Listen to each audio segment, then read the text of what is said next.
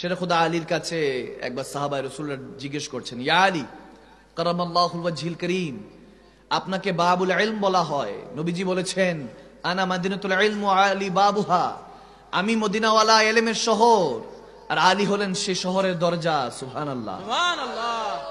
জিজ্ঞেস করছেন, আপনি তো শহরের দরজা, বলুন তো সবকিছু একটা, তাকবীর একটা, রুকু একটা, সেজদা দুইটা কেন? সেজদা দুইটা কেন?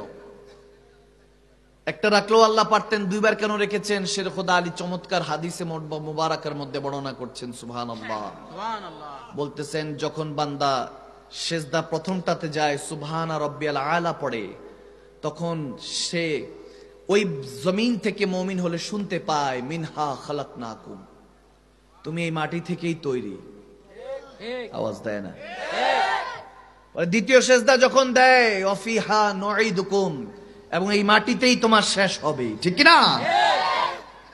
আর সালাম ফেরানোর আগ পর্যন্ত যখন নিয়ত করেছেন নামাজ, এবং সালাম ফেরানোর আগ পর্যন্ত, এই পুরাটা হলো আপনার জিন্দেগি। নামাজের মধ্যে সূরা ফাতিহা থেকে সালাম ফেরানোর আগ পর্যন্ত এই পুরাটা হলো আপনার জিন্দেগি। বোঝা গেল, ইবাদতে ইলাহি আর ইশকে রাসূল ছাড়া আমাদের আর কোনো কাজ নাই।